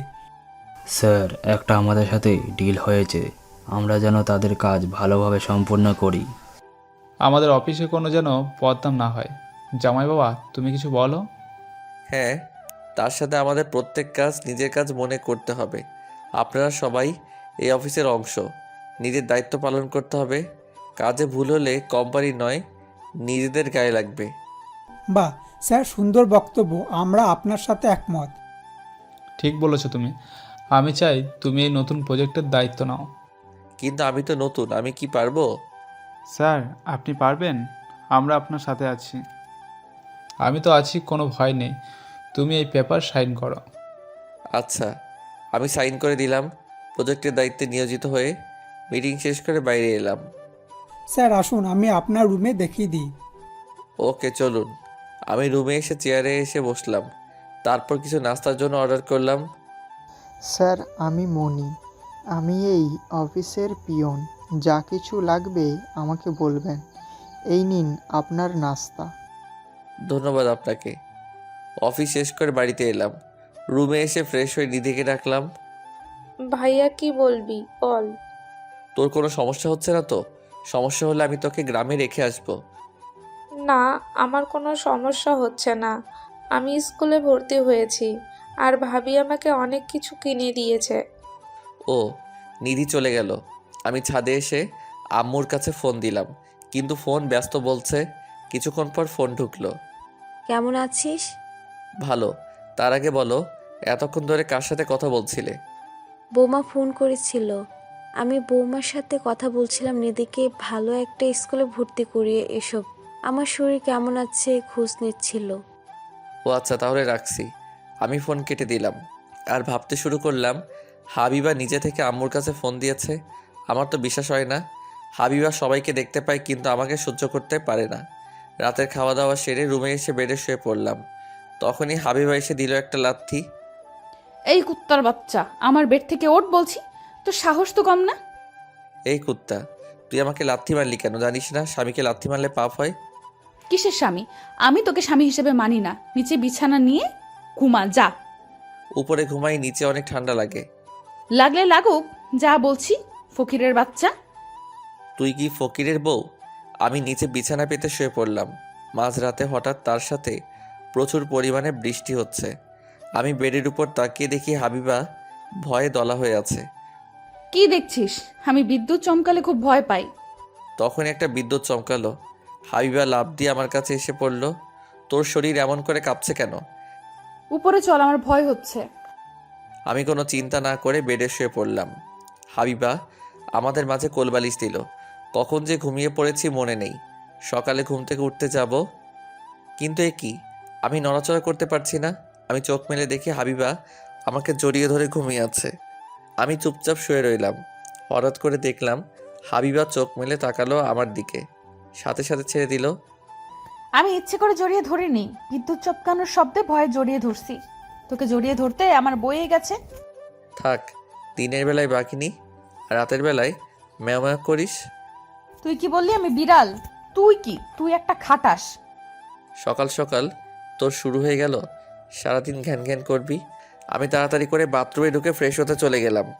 আমার মনে হয় তোকে গলা টিপে ধরি। আমি ফ্রেশ হয়ে বের হলাম। নে, এইবার আমাকে গলা টিপে ধরে মেরে ফেল। তোকে আমি তিলে তিলে মারবো। এই কথা বলে হাবিবা বাথরুমে ঢুকলো। কিছুক্ষণ পর হাবিবা ফ্রেশ হয়ে এলো। নিধির পড়াশোনা করছে তো? এইসব তোকে না ভাবলেও চলবে। নাস্তার টেবিলে চলো, আব্বু এতক্ষণে চলে এসেছে। আমি আর হাবিবা নাস্তার টেবিলে এলাম। হাবিবা, নিধিকে স্কুলে ভর্তি করালি, কিন্তু একটা ভালো কোচিং সেন্টারে ভর্তি করাতে হবে। সেটাই ভাবছি। বাড়িতে বসে পড়ালেখা করতে পারবে একা একা? তুই জামাইয়ের কথা শুনিস না। নিধিকে একটা ভালো কোচিং সেন্টারে ভর্তি করে দিয়ে আসবি। তোমার চেনা জানা কোনো কোচিং সেন্টার থাকলে সেখানে দাও। আমি খাওয়া দাওয়া সেরে রুমে এসে রেডি হতে এলাম। অফিসে যাব, কিন্তু তেমন জামা প্যান্ট নেই। দুইটা আছে, একটু নতুনের মতো। জামা প্যান্ট পরে আমি আর শ্বশুর আব্বা গাড়ি করে অফিসে রওনা দিলাম। আমি তো স্কুল ঠিক মতো চিনি না, আমি কি করে যাব? তোর কোনো চিন্তা নেই, আমি আছি। তোর স্কুল আর আমার কলেজ এক জায়গায়, গাড়িতে করে যাব আর গাড়িতে ফিরবো। যা, এবার রেডি হয়ে নে। আচ্ছা। তারপর ওরা রেডি হয়ে চলে গেল। এইদিকে আমরা অফিসে চলে এলাম। ম্যানেজার সাহেব, আমাদের কাজ কেমন চলছে? স্যার ভালো চলছে। ওকে। আমি আবার রুমে বসে অনেকগুলো ফাইল দেখতে শুরু করলাম। কিছু ফাইলে ভুল আছে, আমি সঠিক করে দিলাম। কাজ করতে করতে দুপুর পার হয়ে গেল। আমি ক্যান্টিন গিয়ে সবার সাথে খাওয়া দাওয়া সেরে শ্বশুরের কাছে এলাম। তুমি কিছু বলবে? আব্বা, আমি নিজের চোখে প্রজেক্টের কাজ কেমন চলছে দেখতে চাই। প্রজেক্ট দেখার পর আমার ছুটি লাগবে। তোমার ইচ্ছা, তুমি ছুটি চাচ্ছ কেন? এটা তোমার অফিস, তুমি যখন খুশি তখন আসবে। তা হয় না আব্বা। আচ্ছা, ছুটির পর কোনো কাজ? একটু মার্কেটে যেতাম কিছু কেনাকাটার জন্য। ওকে ওকে, আমি রুম থেকে বের হয়ে এলাম, অফিসে গাড়ি নিয়ে কাজ দেখতে এলাম। রহিম ভাই, আপনার কাজ কেমন চলছে? ভালোই হয়েছে, চলুন আমি আপনাকে ঘুরিয়ে দেখাই। চলুন। আমি কাজ দেখে গাড়ির কাছে এলাম। স্যার চলুন, আপনি অফিসে চলে যান, আমার কাজ আছে, আমি একেবারে বাড়িতে ফিরবো। ড্রাইভার গাড়ি নিয়ে চলে গেল। আমি রাফিকে ফোন দিলাম। তোর তো খোঁজ পাওয়া যায় না। হাবিবাকে দেখলাম আজ কলেজে আসতে। একটু কাজে ব্যস্ত। তুই এখন কোথায় আছিস? দোকানে যাচ্ছি। থাক, আমি আসছি। আমি একটা রিকশায় নিয়ে রাফিকে নিয়ে মার্কেটে এলাম। তখনই শ্বশুর আব্বার ফোন এলো। তুমি তো চলে গেলে, আমার মনে ছিল না তোমার কাছে টাকা নেই, টাকা নিয়ে গেলে না? আব্বা, আমার কাছে কিছু টাকা আছে, এতে কেনাকাটা হয়ে যাবে। আচ্ছা। আমি আর রাফি মার্কেটে জামা প্যান্ট দেখছি, হঠাৎ ইভাকে দেখলাম। তুই এখানে কি করছিস? আমার জন্য মার্কেট করতে এসেছি। আমি, হাবিবা আর নিধি। ও আচ্ছা, সাগরের জামা কাপড় পছন্দ করে দে। আমি করতে পারবো না, হাবিবাকে বল। কি হয়েছে, তুমি এখানে কি করছো? তেমন জামা কাপড় নেই, তাই কেনাকাটা করতে এসেছি। তারপর হাবিবা একটা জামা প্যান্ট পছন্দ করলো। আমি ক্যাশ কাউন্টারে বিল পরিশোধ করতে এলাম। আপনার 15,000 টাকা বিল হয়েছে, কিছু কম নেন। ছাড় দিয়ে 15,000 টাকা। আমি পকেট থেকে বের করে দেখি 10,000 টাকা আছে। এই টাকায় আমারই চলতে হবে, যদি এই টাকা খরচ করলে আমি কি করব সারা মাসে? কি হয়েছে, বিল দাও। আমার কাছে টাকা কম পড়ছে। আমি দিচ্ছি। তোমার কাছে আবার কবে টাকা থাকলো? থাক, দেওয়া লাগবে না, আমি কিছু জামা কাপড় বাদ দিচ্ছি। তার দরকার নেই। হাবিবা সব বিল পরিশোধ করলো। আমি কিছু বললাম না, জানি বলে কোনো লাভ নেই। একটা রেস্টুরেন্টে এসে খাওয়া দাওয়া সেরে আমি বিল পরিশোধ করে বাড়িতে এলাম। নিধি, যা তোর রুমে গিয়ে পড়াশোনা কর, রেজাল্ট খারাপ হলে খবর আছে। আচ্ছা। তোর কোচিং সেন্টারে কি করে যাবি? ভাবি ড্রাইভারকে বলেছে আমি যখন খুশি গাড়ি নিয়ে বের হতে পারবো, তাছাড়া আমাকে একটা গাড়ি দিবে বলেছে। আচ্ছা। আমি ভাবলাম নিধিকে সব কিছু দিচ্ছে, কিন্তু আমি কিছু বলেই আমার উপর নির্যাতন শুরু। হঠাৎ হাবিবা এসে আমাকে বলল, খেতে চল, সবাই তোর জন্য অপেক্ষা করছে, খেয়ে আমাকে উদ্ধার কর। যে আমি আসছি। আমি খাবার টেবিলে এলাম, একটা চেয়ার টেবিল টেনে বসলাম। কাল আমাদের অফিসে এই প্রজেক্ট নিয়ে কিছু উপস্থাপন করতে হবে। আচ্ছা। কি হলো, তুমি কি ভাবছো? কই কিছু না। আমি খাওয়া দাওয়া সেরে রুমে না গিয়ে সোজা ছাদে এলাম। ছাদে এসে একটা চেয়ারে বসে রাস্তার কোলাহল দেখছি। মানুষ ছুটে চলে এক জায়গা থেকে অন্য জায়গায়। অনেক রাত পর্যন্ত ছাদে বসে রইলাম। ছাদ থেকে নেমে রুমের সামনে এসে দেখি রুমের ভিতর থেকে দরজা লাগানো। আমি দরজায় ধাক্কা দিলাম বেশ কিছুক্ষণ ধরে, কিন্তু হাবিবা দরজা খুলল না। আমি ফোন দিলাম। কি হয়েছে, তুই দরজা ধাক্কা দিচ্ছিস কেন? আর এত রাতে আমাকে ফোন দিয়েছিস কেন? আমি রুমের ভিতরে যাব, আমার ঘুম পাচ্ছে। যেখানে ছিলিস সেখানেই ঘুমা গিয়ে। আমি দরজা খুলবো না। তুই যদি আরেকবার বিরক্ত করিস তোর খবর আছে।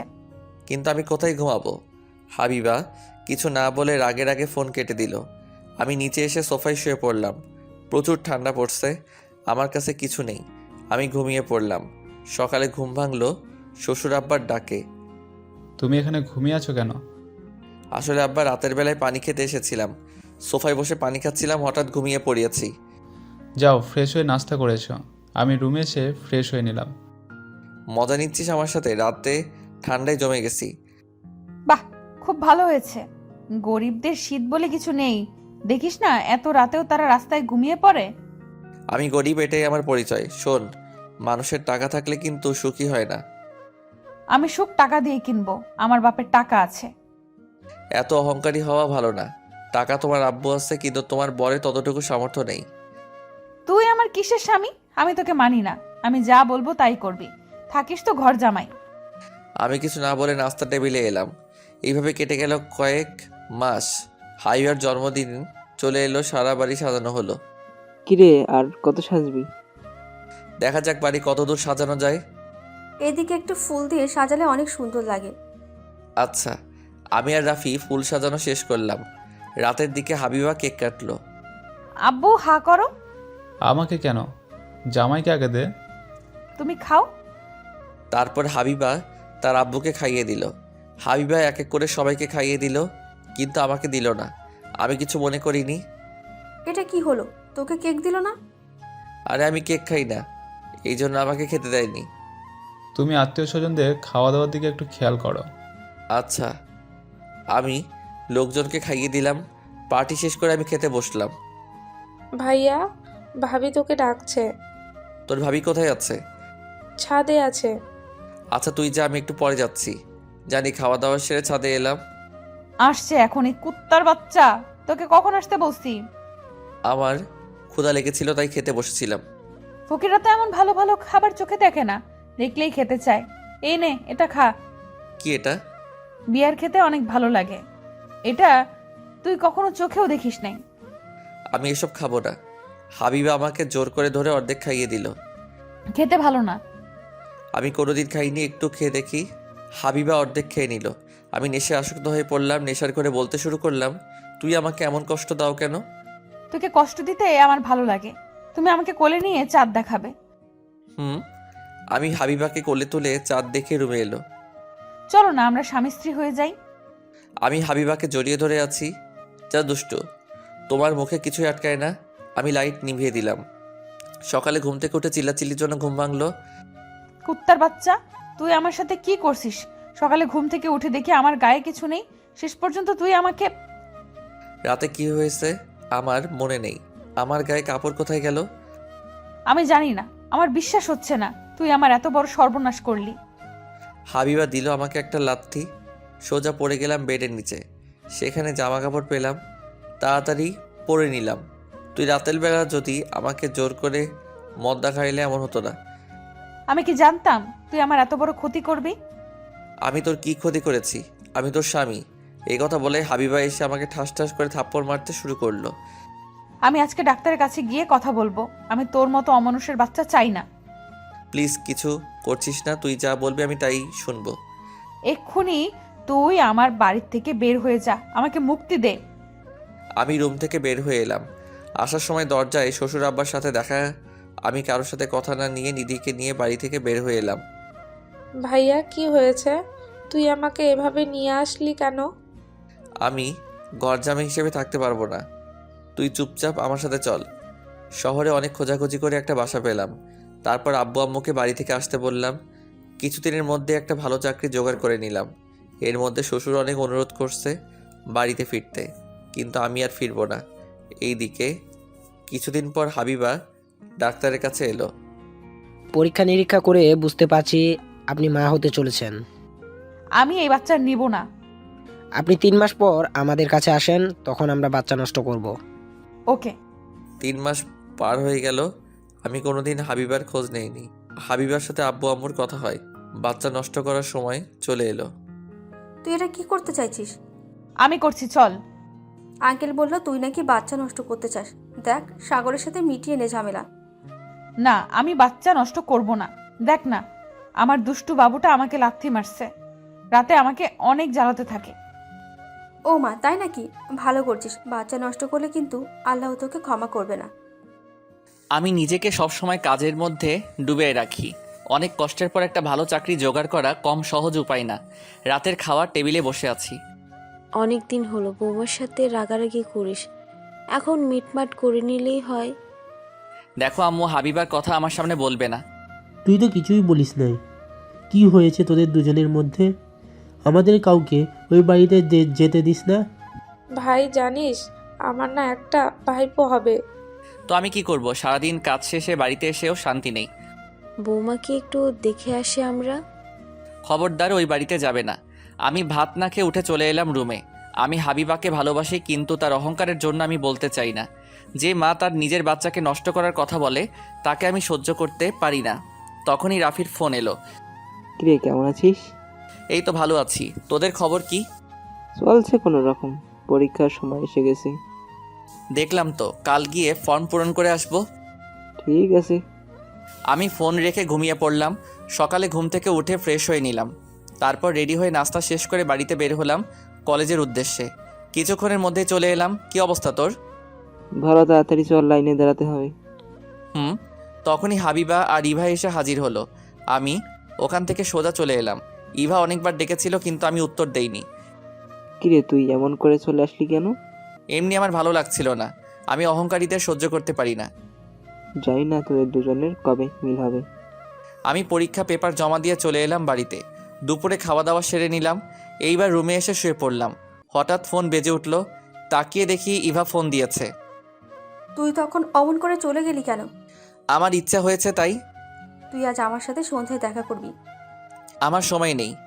আমি কিছু জানতে চাই না। আমি বলছি তুই আমার সাথে দেখা করবি, এটাই ফাইনাল। ইভা ফোন কেটে দিল। আমার এই সব কিছু ভালো লাগছে না। সন্ধ্যায় ঘুম থেকে উঠে ফ্রেশ হয়ে ইভার সাথে দেখা করতে এলাম। তোদের মধ্যে কি হয়েছে আমাকে একটু খুলে বলতে শুনি। আমাদের মধ্যে কি হবে? কিছু হয়নি। ফাজলামি করিস না। তুই বাড়ি থেকে চলে গেলি কেন? হাবিবার সাথে ভালো সম্পর্ক ছিল তোর। দেখ, ওই অহংকারী মেয়ের কথা আমার সাথে বলবি না। আমার সাথে বন্ধুত্ব বিয়ে করেছে আমার উপর প্রতিশোধ নেওয়ার জন্য। ভালো করে বুঝিয়ে বলতে শুনি। শোন তাহলে, আমি এক এক করে সব কথা ইভার সাথে বললাম। আমি বুঝতে পারছি না, সামান্য থাপ্পড় মেরেছিল তার জন্য তোর ওপর প্রতিশোধ নিতে হবে? আসলে ও টাকার জন্য অন্ধ হয়ে গেছে। সব তো শুনলি, তুই বল আমি ওই বাড়িতে কি মুখ নিয়ে যাব? সব দোষ আমার। সেদিন তোকে জোর করে না নিয়ে আসতাম তাহলে এমন হতো না। আমি তোর জীবনটা নষ্ট করে দিলাম। আরে ধুর, এটা আমার কপালে লেখা ছিল, আমি কিছু মনে করিনি। বেবিটা কেমন আছে? বেবি অনেক ভালো আছে। ডাক্তারের কথা মতো চলছে হাবিবা। আচ্ছা, আমি উঠি, আমার কাজ আছে। ওকে। আমি রেস্টুরেন্টের বাইরে এসে একটা রিকশায় নিয়ে বাড়িতে এলাম। আমি তোর খাবার বাড়ছি, এসে খেয়ে যা। আমি বাইরে থেকে খেয়ে আসছি, তোমরা খেয়ে নাও। আমি রুমে এসে শুয়ে পড়লাম। আমার শ্বশুর মাঝে মাঝে আমার কাছে ফোন করে খোঁজ খবর নেয়। সবার সাথে হাবিবার কথা হয়, কিন্তু আমায় চুরি করে। এইভাবে কিছুদিন চলে গেল। হঠাৎ একদিন আমি অফিসে কাজ করছি, তখন শ্বশুর আব্বা ম্যানেজারের ফোন এলো। স্যার, আপনি এখন ইবনের সিনা হাসপাতালে চলে আসছেন। বড় স্যারের হার্ট অ্যাটাক করেছে। আমি এখনই আসছি। আমি অফিস থেকে বের হয়ে সোজা হাসপাতালে এলাম। ডাক্তার, আমার শ্বশুর এখন কেমন আছে? অনেক ভালো আছে। তিনি অনেক চিন্তা করে যার ফলে এটা হয়েছে। আমি কি এখন দেখা করতে পারি? জি, দেখা করতে পারেন। আমি রুমে ঢুকলাম, দেখলাম হাবিবার চোখে পানি। শ্বশুরের পাশে বসে আছে। আমাকে দেখে বাইরে বের হয়ে এলো। আব্বা, এখন কেমন লাগছে? তুমি আসছো বাবা? আমি আর পারছি না, আমি তোমার জীবন নষ্ট করে দিলাম। আব্বা, এসব কথা কি বলছেন? বাবা, তুমি আমার কথা রাখবে? বলেন শুনি, কিন্তু আমাকে বাড়িতে ফিরে যেতে বলবেন না। আচ্ছা, বাড়িতে ফিরতে বলবো না। আমি অফিস সামলাতে পারছি না, আমার অনেক বয়স হয়ে গেছে। তুমি অফিসে বসো, তোমার হাত ধরে বলছি। হাত ধরে আমাকে ছোট করবেন না, আমি আপনার কথা মেনে নিলাম। শুনে আমি একটা শান্তি পেলাম, এবার শান্তিতে মরতে পারবো।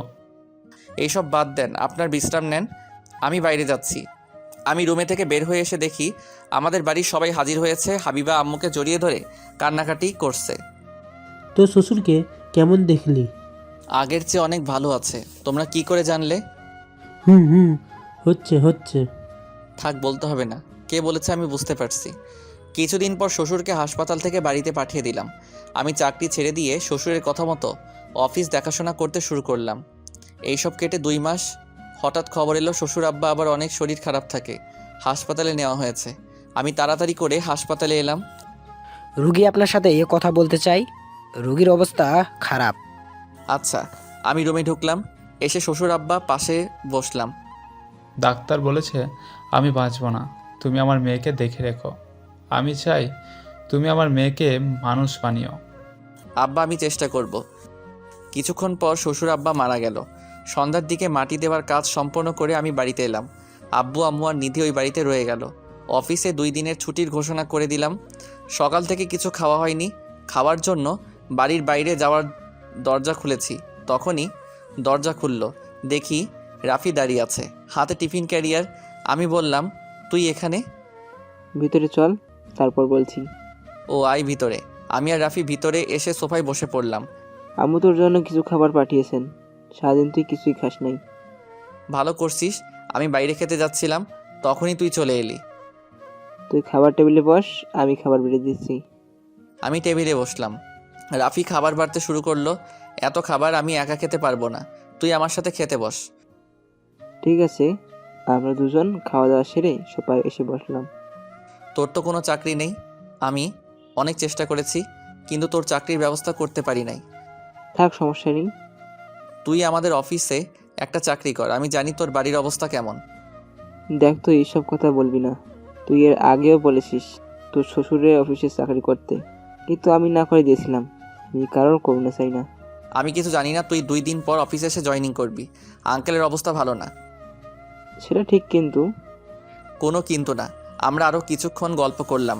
রাফি বাড়ি চলে গেল। আমি নিধির কাছে ফোন দিলাম। বল ভাইয়া। তোরা খাওয়া দাওয়া করছিস?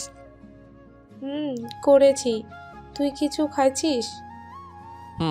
শোন, তোরা থাক। নিধি বুঝতে পেরে বলল, ভাবিকে জোর করে আম্মু খাইয়ে দিয়েছে। তাড়াতাড়ি খেয়ে ঘুমিয়ে পড়, আগামীকাল বাড়িতে চলে আসবি। আমরা বাড়িতে যাব না। ভাবিকে এই অবস্থায় রেখে আব্বু কাউকে বাড়িতে যেতে দিবে না। চুপ, বাড়িতে চলে আসবি। আমি ফোন রেখে ঘুমিয়ে পড়লাম। সকালে ঘুম থেকে উঠে ফ্রেশ হয়ে নাস্তা করতে হোটেলে এলাম। একটা ছেলে আমার দিকে এলো। ভাই, আপনার কি লাগবে? সকালে নাস্তায় কি কি আছে? রুটি, পরোটা, ভুনা খিচুড়ি। আপনাকে কি দেব? ভুনা খিচুড়ি দাও। কিছুক্ষণ পর অর্ডার চলে এলো। আমি খেতে শুরু করলাম। খাওয়া দাওয়া সেরে বিল পরিশোধ করে বাড়িতে এলাম। দুপুরে খাওয়ার জন্য কিছু রান্না করছি, তখনই আম্মুর ফোন এলো। শোন, বলছিলাম ওই বাড়িতে এসে খেয়ে যা। বৌমার তো ওই অবস্থায় রেখে আমরা বাড়িতে যেতে পারছি না। অসম্ভব, আমি ওই বাড়িতে যেতে পারবো না। আমি দরকার হলে নিজে রান্না করে খাবো। যা ইচ্ছা কর গিয়ে। আমি ফোন রেখে রান্না শেষ করে গোসল করে খেতে বসলাম। খাওয়ার পর রুমে এসে শ্বশুরের কথা ভাবতে ভাবতে ঘুমিয়ে পড়লাম। বিকেলে ঘুম থেকে উঠে ফ্রেশ হয়ে রাফিদের দোকানে গেলাম। রাফি একটা ভালো করে চা দে। ঠিক আছে, কিন্তু তোকে এমন লাগছে কেন? এখন নিজের রান্না নিজে করতে হবে, বাড়িতে কেউ নেই। চিন্তা করিস না, হাইবা সহ বাড়িতে চলে আসবে। ও কি করতে আসবে? ওই বাড়িতে একা একা থাকবে কি করে যদি কোনো সমস্যা হয়? বাদ দে এইসব কথা। এইভাবে কেটে গেল 2 দিন। আব্বু আম্মু বাড়িতে এসেছে, কিন্তু নিধি ওই বাড়িতে থাকবে হাবিবাকে দেখাশোনার জন্য। আমি অফিসে বসে আছি। স্যার আসবো? বলুন। স্যার, ম্যাম ফোন করে বললেন তার 2 লাখ টাকা দরকার। ফোন করে বলুন টাকা দেওয়া যাবে না, তাছাড়া টাকা কি করবে? সেটা আমি কি করে জানবো? আমি যেটা বললাম আপনি সেটাই বলবেন। আমি আমার মতো কাজে ব্যস্ত হয়ে গেলাম। এইদিকে হাবিবাদের উকিল দেখা করতে এলো। আঙ্কেল, আপনি কিছু বলবেন? তোমার বাবা সম্পত্তির দলিল করে গেছেন। নিশ্চয়ই আমার নামে করে গেছে। তোমার নামে করে যান নাই। কি? তাহলে কার নামে করেছে? তোমার স্বামীর নামে করে গেছেন। তুমি অফিস থেকে প্রতি মাসে 10,000 টাকায় নিতে পারবে, এর বেশি নয়। 10,000 টাকায় আমার কিচ্ছু হবে না। আব্বু শেষ পর্যন্ত সম্পত্তি আমার নামে না করে বদমেশটার নামে করে গেল। হাবিবা কান্নাকাটি শুরু করলো। আমার কিছু করার নেই, তোমার আব্বু এই দলিল করে গেছে। আমি এখন চলি। ভাবি, আপনি এমন করে কাঁদছেন কেন? আব্বু আমাকে পথে নামিয়ে দিয়ে গেছে, এখন তোমার ভাইয়ের টাকায় চলতে হবে। তাতে কোনো সমস্যা নেই, ওটা তো আর আপনার টাকা। জানি তো, 2 লাখ টাকা চেয়েছিলাম ম্যানেজারের কাছে, কিন্তু তোমার ভাইয়া না করে দিয়েছে। ভাইয়াটা না অনেক জেদি, আপনি ভাইয়াকে বললেই টাকা দিয়ে দেবে। আমি তোমার ভাইয়ের সাথে কথা বলবো না, তুমি পড়তে যাও, আমি একটু একা থাকবো। হাবিবা এখন কি করবে জানে না আমি সাগরের সাথে কি করছি। আমি ওকে সহ্য করতে পারি না। এইভাবে কেটে গেল অনেক দিন। হাবিবার বাচ্চা হওয়ার সময় এলো। হাবিবাকে হাসপাতালে নেওয়া হয়েছে। আম্মু আমাকে ফোন করে বলল, তুই একটু হাসপাতালে তাড়াতাড়ি চলে আয়, বৌমাকে হাসপাতালে নেওয়া হয়েছে। আমি যেতে পারবো না, আমার অফিসে অনেক কাজ আছে। আমি ফোন রেখে দিলাম। পিয়নকে ডাকলাম। স্যার, আমাকে কি জন্য ডেকেছেন? রাফিকে এখনই আমার রুমে আসতে বলো। পিয়ন চলে গেল। কিছুক্ষণের মধ্যেই রাফি এলো। হ্যাঁ বল। তুই আমার গাড়ি নিয়ে সোজা হাসপাতালে চলে যা। হাবিবাকে হাসপাতালে নেওয়া হয়েছে। তুই যাবি না? দেখ, এখনো রেগে থাকিস না। আমার কাজ আছে, তুই তাড়াতাড়ি যা। এই কিছু টাকা নিয়ে চলে যা। রাফি চলে গেল। আমি কাজ বন্ধ করে চুপচাপ বসে রইলাম। হাবিবাকে দেখতে যেতে ইচ্ছা করছে, আমার বাচ্চা কেমন হয়েছে দেখতে। এর মধ্যে রাফি হাসপাতালে এসে শুনলো হাবিবার ছেলে হয়েছে। আব্বু আমাকে ফোন দিল। তোর ছেলে হয়েছে? ভালো। আমি রাফির কাছে টাকা পাঠিয়েছি, হাসপাতালে সবাইকে মিষ্টি কিনে দাও। আচ্ছা। আমি ফোন রেখে দিলাম, তখনই ম্যানেজার এলো। স্যার, আপনার ছেলে হয়েছে, অফিসে সবাই মিষ্টি খেতে চাইছে। আপনি মিষ্টি নিয়ে আসার ব্যবস্থা করুন, তারপর সবাইকে মিষ্টি দিবেন। Okay sir. আমার ইচ্ছা করছে দৌড়ে হাসপাতালে গিয়ে আমার ছেলেকে দেখে আসি। আমার মনটা শুধু ছেলের কাছে পড়ে আছে। আমি অফিসে বসে থাকতে পারলাম না। তাড়াতাড়ি অফিস থেকে বের হয়ে অফিস থেকে বের হয়ে সোজা হাসপাতালে এলাম। আমাকে হাসপাতালে আসতে দেখে সবাই অবাক হয়ে গেল। আমি অনেক খুশি হয়েছি তুই আসছিস। আমার ছেলে কেমন আছে? অনেক ভালো আছে, তুই রুমে গিয়ে দেখে আয়। না, আমি যাব না, তুই আমার ছেলেকে একটু বাইরে এনে দে। তোর ভেতরে গেলে কি হচ্ছে? বেবি ভাবের পাশেই শুয়ে আছে। তুই চুপ থাক। ইভা, তুই আমার কাছে এনে দে না। ওকে, যাচ্ছি। কিছুক্ষণ পর আম্মু আর ইভা রুম থেকে বের হয়ে আমার কাছে এলো। আমার ছেলে কোথায়? তুই ভেতরে না গেলে তোর ছেলেকে এখানে নিয়ে আসবো না। আম্মু, আমি দেখেই চলে যাব, আমার অফিসে অনেক কাজ পড়ে আছে। আমার কিছু করার নেই। আব্বুকে দেখছি না। আব্বু আর রাফি ভাইয়া মিষ্টি আনতে গেছে, তুই ভেতরে যা। ভাবি অনেক বদলে গেছে এই কয় মাসে। আমি চুপ করে রইলাম। দেখ সাগর, তুই ওকে ক্ষমা করে দে। তোর ছেলে হয়েছে, তার জীবন নষ্ট করিস না। দেখ বাবা, আর অশান্তি করিস না। মেয়েটা অনেক কষ্ট পেয়েছে তোর সাথে খারাপ ব্যবহার করে। কে বলেছে ওর কষ্ট হচ্ছে? আমার জীবনটা তো নষ্ট করে দিয়েছে। আমি চুপচাপ দাঁড়িয়ে রইলাম। হঠাৎ ভিতরে থেকে বাচ্চার কান্না শব্দ শুনতে পেলাম। এক দৌড়ে রুমে এসে হাবিবার পাশ থেকে আমাদের ছেলেকে কোলে তুলে নিলাম। কান্না বন্ধ করলো আমার কোলে উঠে। কি হয়েছে বাবা, কাঁদছো কেন? আমি দেখো চলে এসেছি। আমি বাচ্চাকে নিয়ে বাইরে এখানে ওখানে ঘুরে বেরিয়ে হাবিবার পাশে শুয়ে দিয়ে চলে আসবো তখনই। কোথায় যাচ্ছ? আমি তোমার ছেলেকে একা বড় করতে পারবো না। তাহলে আমার কাছে দিয়ে দাও, আমি নিয়ে যাই। তোমার বড় করার দরকার নেই, তুমি আমার বাচ্চাকে মেরে ফেলতে চেয়েছিলে। আমি আমার বাচ্চাকে দেবো কেন? আমি আমার বাচ্চাকে অনেক ভালোবাসি। সেই দিন আমি রাগে রাগে বলেছি। তুমি আমার দিকে ফিরে দেখো। ভালোবাসা। প্লিজ আমাকে ক্ষমা করে দাও। আমি তোমার সাথে খারাপ ব্যবহার করে এখন বুঝতে পারছি আমাদের বাচ্চার ভালোর জন্যই আমরা এক হয়ে যেতে পারি না। আমি তোমার পায়ে পড়ি। আমি ঘুরে হাবিবার দিকে তাকালাম। হাবিবা আমাকে জড়িয়ে ধরে কাঁদতে শুরু করলো। তুমি আমার ছেলের ছাড়া আমার এই পৃথিবীতে আর কেউ নেই। আমি তোমার সাথে অনেক অন্যায় করেছি। আমি চুপ করে রইলাম। কি হলো? তুমি কথার উত্তর দিচ্ছ না কেন? তখনই সবাই রুমে এলো। ভাইয়া, ভাবিকে ক্ষমা করে দে। সাগর, আমি আর তোর কাছে কোনোদিন অনুরোধ করব না, তুই ওকে ক্ষমা করে দে। হাবিবার ভুল বুঝতে পেরেছে, এই জন্য তোর কাছে মাপ চাইছে। দেখ বাবা, কোনো মানুষ যদি অন্যায় করে হাত ধরে ক্ষমা চাই তাহলে কিন্তু ক্ষমা মাপ হয়ে যায়। ঠিক আছে, ক্ষমা করে দিলাম। আমার ছেলের দিকে চেয়ে এরপর কোনো ভুল করলে তার কোনো ক্ষমা নেই। হাবিবা আর কোনো ভুল করবে না। কি হাবিবা, তাই তো? আমি আর কোনো অন্যায় করব না। আমি আবার আমার ছেলেকে কোলে তুলে নিলাম। তারপর সবাই মিলে নাম রাখলাম আদিউর রহমান আদি। আমাদের মাঝে আবার ভাব হয়ে গেল। কিছুদিন পর হাবিবাকে বাড়িতে আনলাম, নিজের ভাড়া করা বাড়িতে। দেখ বাবা, এটা অনেক ছোট বাড়ি, আমাদের সমস্যা হচ্ছে এই বাড়িতে। বলছিলাম কি, তোর শ্বশুর বাড়িতে ওইভাবে ফেলে রেখে বাড়িতে চল। বৌমা কিছু বলতে পারছে না। আমরা আগামীকাল ওই বাড়িতে যাব। বাড়ির মালিকের সাথে কথা বলে এই বাড়ি ছেড়ে দিয়েছি। ভালো করছিস। আমি সবাইকে বলে দিচ্ছি সবাই জিনিসপত্র গুছিয়ে রাখে। আমি রুমে এসে দেখি হাবিবার পাশে আদি নেই। ছেলে কোথায়? বাবা, এত দরদ আমার যখন আদি পেটে ছিল তখন কোথায় ছিলে? নিধি নিয়ে গেছে। তখন ছিল, আমি খোঁজ খবর নিতাম। মিথ্যা কথা। কবে নিয়েছো আমার খোঁজ? আসলে তোর খবর নেই নাই, আদির খবর নিতাম। ভালো করছো। জানো, আদি পেটে থাকতে আমাকে শুধু পেটে লাথি মারতো। কি বদমাইশ! একদম আমার ছেলেকে বদমাইশ বলবে না, নিজে তার চেয়ে বেশি বদমাইশ। হ্যাঁ, এখন তো সব দোষ আমার। কিছুক্ষণ পর নিধি আমার কাছে আদিকে আমার কাছে দিয়ে গেল। কি হয়েছে বাবা, তুমি চুপচাপ আছো কেন?